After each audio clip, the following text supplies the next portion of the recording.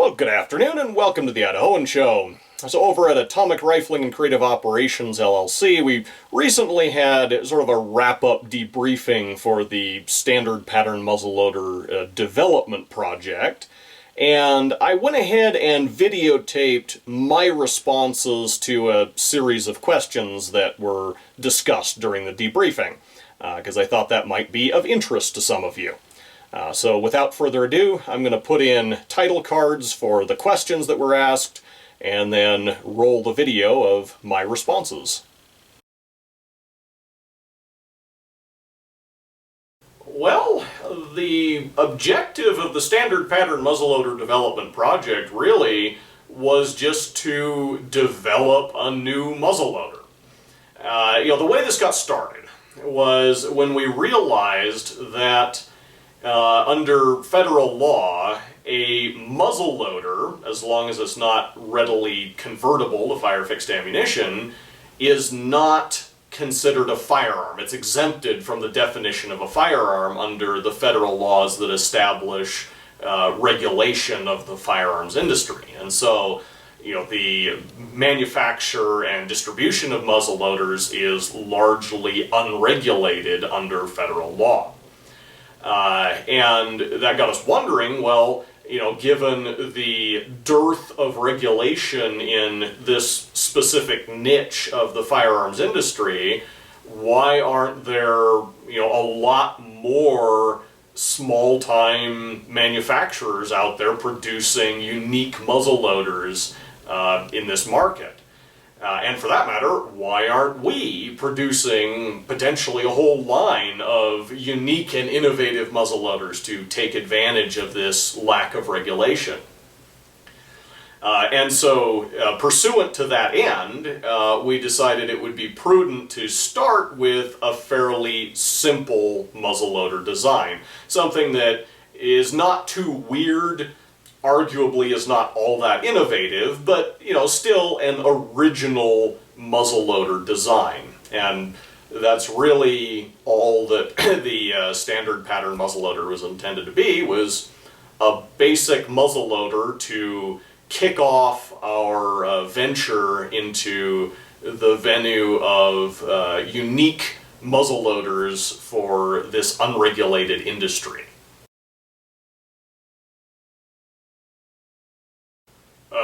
Yes, I mean, we developed a muzzleloader design, and we've got thousands of rounds of test data to prove that it works, so objectively, I don't think there can be any question that we succeeded in developing a new muzzleloader. Now, looking at the bigger picture, will this be a commercially successful product?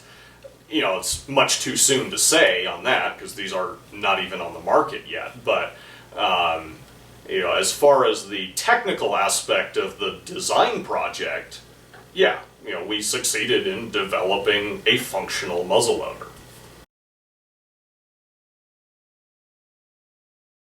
I'd have to say that for me personally, I feel like my biggest technical achievement on this design was actually the design of the sights.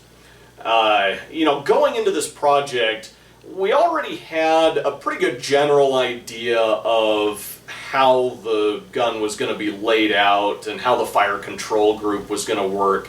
That basically is a refinement of a single spring hammer trigger mechanism that I had originally developed when I was building my blunderbuss. But the sights were something that at the outset of the project were kind of an open item, kind of a cause for concern, because we wanted the muzzleloader to be usable for hunting in Idaho, naturally. And at present, the Idaho hunting regulations stipulate that if you're going to hunt in a muzzleloader-only season, you're not allowed to use a scope.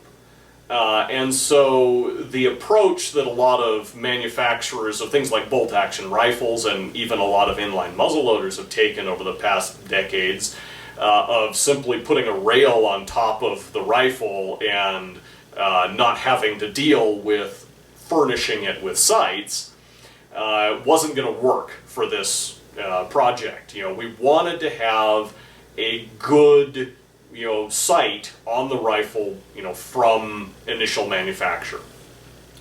But that creates a bit of a problem because with our limited manufacturing capability, there's a pretty steep cost curve as the complexity of the things that we need to produce increases. And so, we needed a sight that was genuinely a good quality, iron sight, that was easy to use, was precise, and yet was really simple and inexpensive to manufacture. So that's really a non-trivial engineering design problem. And yet I came up with something that I think really meets our design objectives for the sighting system remarkably well. And it consists of a simple front blade sight that is welded directly to the barrel. Can't get much simpler than that for the front sight. And then for the rear sight, I have just this base that is welded to the receiver, and that has a stepped slot cut in it. So this is a machined component, but it's a pretty simple component to machine. And then we've got a couple of thumb screws and some hardware that complete the sight. And yet what that gives us is we have an aperture in this thumb screw here. So we get a good quality aperture sight. And then by screwing this in or out, you can adjust the windage of the aperture with a fairly high degree of precision. We've got a fairly fine thread on the thumb screw. And then the screw in the top here provides an elevation reference that again is very precisely adjustable. And then on top of that, I was able to use identical thumb screws for the elevation screw and the aperture screw. And so we went ahead and drilled an aperture in both of them, and then we can furnish the gun with two different sized apertures. So, if you want a little more precision, you can use the smaller aperture. If you want a little bit better visibility, especially in low light, you can use the larger aperture. Obviously, you'd have to re-zero if you're switching apertures, but still, you can set the gun up for whichever aperture you want to use, and then you've got precise adjustments to zero it for whatever load and whatever range you're shooting at. And then you've got a pretty good aperture sight that still is well within our manufacturing capabilities and shouldn't drive the cost of the gun up very much. So, the sight was something that going into the project we were a little concerned about, but in the end I think it ended up being really one of the strong points of the design. Yes. For me personally, I think the two biggest disappointments on this project were schedule and accuracy. Going into this project, because conceptually the design was so simple and with an optimism born of ignorance, I made an initial schedule prediction that we would be able to finalize the design, build and test a couple of prototypes, and have this into production within 2 to 3 months. Well, here we are 2 years later, and we're just barely going into small-scale production of the so-called beta release of the Standard Pattern Muzzleloader.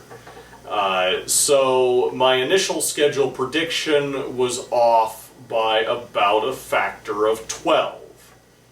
And that naturally was a little disappointing, although it was also educational.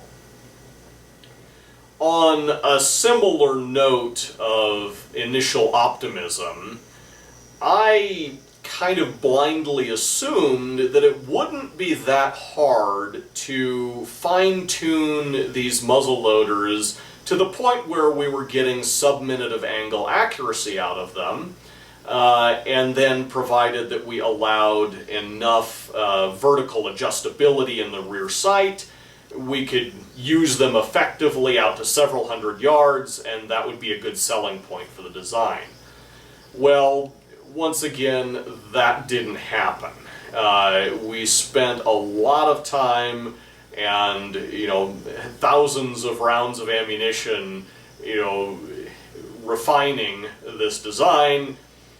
And despite all the testing that we did, I never got to a point where I felt like I could promise better than about 10 minutes of angle accuracy.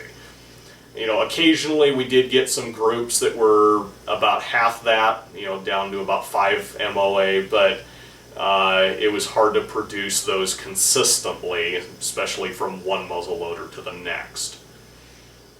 And for all the testing we've done, I'm not even 100% sure what our limiting factor is at this point. I think that the barrels that we're able to produce and the quality of commercial pyrodex that we expect people to use in them, and the quality of projectiles that are available and that are also suitable for hunting in a muzzleloader only season here in Idaho, which prohibits use of subcaliber saboted projectiles and jacketed bullets and things like that. I think these are all potentially limiting factors or factors that contribute to the overall limit of about 10 MOA, which, 10 minutes of angle is a 10-inch group at 100 yards, it's a 5-inch group at 50 yards. So if you're hunting at typical muzzleloader distances, this is acceptable for taking, something like a deer. It'll keep the vast majority of your shots on the vital area of a deer at 100 yards or less. But the accuracy is definitely not exemplary, and it's not what I was optimistically expecting going into this project. So that too was a bit of a disappointment.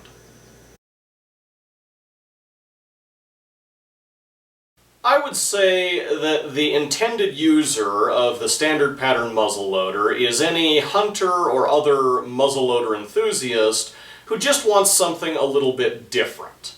And by way of illustration, I imagine a hypothetical hunting camp during muzzleloader season that is segregated into two groups. On the one side of the camp we have the meat hunters. These people are really just in it for the meat. Maybe the state that they hunt in allows an extra tag for muzzleloader season, or maybe muzzleloader season is just an additional opportunity to fill your tag. But whatever the case may be, they're fairly pragmatic about the equipment that they use for harvesting their game animal. And so, to the extent permissible by the hunting regulations, they'll probably have, modern, inline, all-weather, synthetic stock, scoped rifles, be shooting, saboted, jacketed, subcaliber projectiles, and so forth. On the other side of the camp, you have the historical reenactors. These people believe that muzzleloader hunting is more about the history and the culture and the experience than it is about just filling the freezer.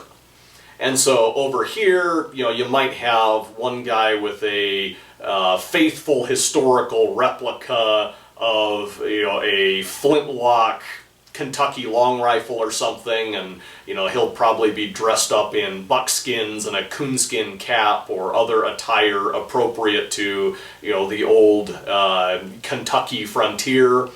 You might have another guy who's got a Hawken caplock rifle and he's attired in garb that would be appropriate for that period. And I picture a new hunter coming into this camp and listening to these two factions argue about what is the true purpose and essence of muzzleloader hunting. And, maybe he listens to both sides and he kind of agrees with certain points of both of them. He kind of falls somewhere in the middle. Perhaps he leans more toward the side of the historical reenactors in that, he's in it more for the experience than just for the meat.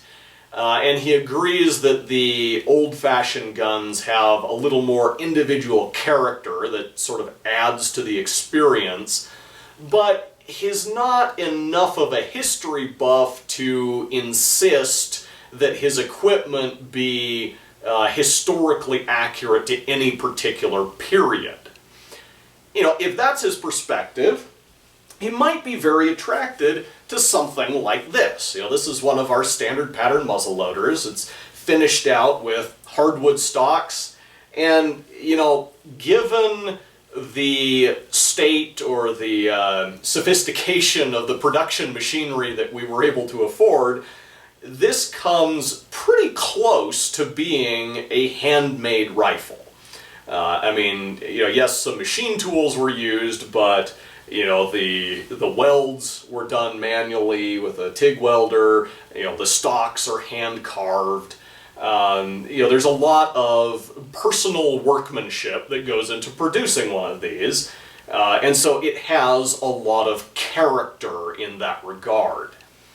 On the other hand, that young hunter might lean more towards the meat camp, and yet, it's still kind of about the experience for him, and he feels like he wants something more unique to hunt with than, just another synthetic inline muzzleloader. So once again, if he's just trying to be different, well, maybe something like this would tickle his fancy. This, again, is a standard pattern muzzleloader, but instead of the traditional hardwood, this has been finished out with a paracord wrap stock and, powder coat finish, sort of the modern tacti-cool appearance, if you find that attractive, or if you want something that will just stand out as different. So I think, with the range of different aesthetics that are possible with this design, it's a pretty versatile platform to appeal to any muzzleloader enthusiast who just wants something that is different. Well, coming at this, primarily from a technical perspective, I'm not sure that I'm really in a position to put a precise number on the MSRP or the expected retail cost at this point.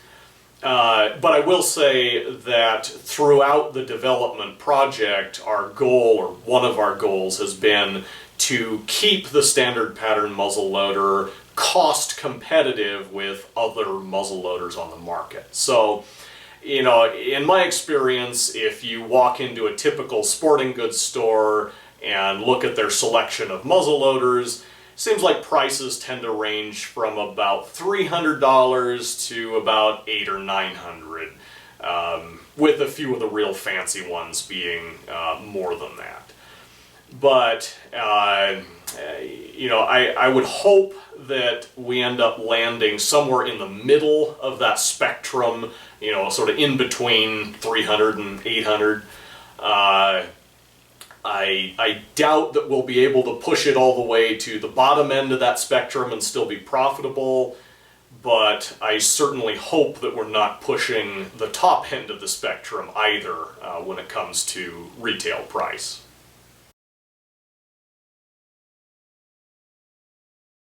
I think for me personally, the biggest lesson learned was just how much work it is to put even a very simple device, such as the standard pattern muzzleloader, into even very small scale production. Part of the inspiration, of course, for this venture was the realization that muzzleloader manufacturing is almost totally unregulated. And so, we were initially a little unsure of, why there weren't more people taking advantage of that, because of muzzleloaders being as unregulated as they are, why aren't there just hundreds of little shops, producing muzzleloaders of unique and different varieties for sale? Well, I think we've kind of answered that question, and the reason that there aren't all these other people producing them is because there's a lot of work that goes into developing something and taking even a very simple design like this and actually putting it into production.